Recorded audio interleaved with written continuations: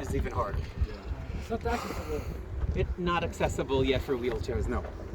Okay, so we're at the top, facing basically north, Jerusalem. You can see the towers.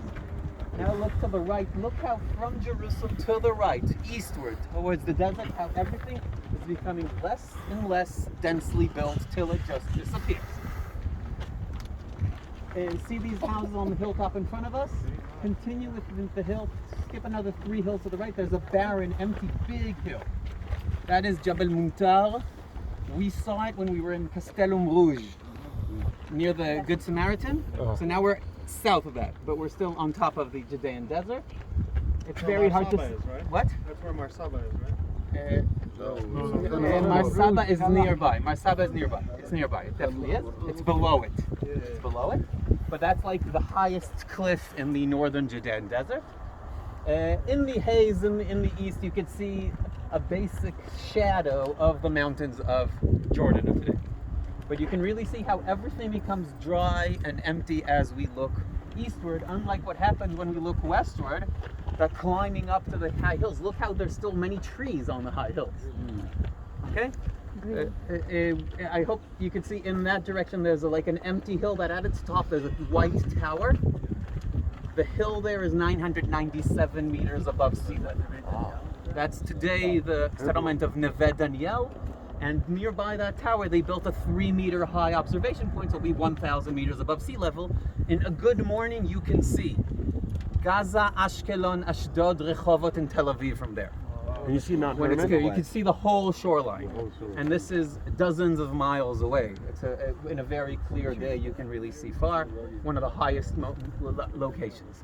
So we climbed up, and after we saw basically where we are from the outside, we look in. All you need to do is turn around, and here we're at the top of the mountain, but actually you're right now on a man-made hill, which means what? The natural mountain is down there. On the top of the mountain, a massive fortress. Think about a building that's about 5 stories high was built. And inside it, there's like a drum. Can you see the drum? The drum is made out of 2 circles that form the inner space that we can see, and what is slightly hidden from our eyes, which is right underneath, there's an inner corridor inside. Why do I want this? Because the palace itself is everything is in the middle. But the maintenance crew, the kitchen, the storage is actually within that drum, so I can easily get to it, but it isn't in the way. Around the hill, 3 half-circle towers. One of them is here, second one, third one, and 3 half-circular towers, and 1 full-circle tower that right now they're renovating an observation deck on its roof. But to say the truth, the renovation is apparently slightly lower than the original height. From the top of that tower, you can see much better than we can see from here. They can actually see into the ancient city of Jerusalem that you know is below the Mount of Olives. The Mount of Olives is very high. We're talking about a very, very massive tower with rooms inside it. And this is the palace at the top of the hill. Fortress, palace, it's both together, even though the idea here isn't really protection. It's much more a luxury home, just a little bit away from the big city. So if you want to come here for your winter break, it's the best idea. Summer vacation, go somewhere else.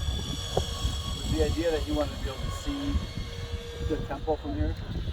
Did he want to see the temple from here? I'm not sure that's the idea, but not to be too far off and being able to be a little bit excluded, a little bit away, but not in a distance that takes him too much to come and visit. Did he build this after the temple? Was this one of his last projects? No, this started in the first half of his days, and apparently the temple was renovated when this was already half built, if not fully built.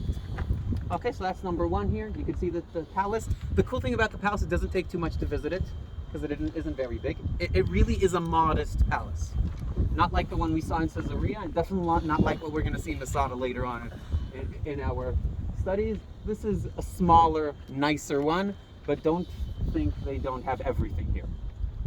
What do I need in my palace? Water. Water, food. How can I have these?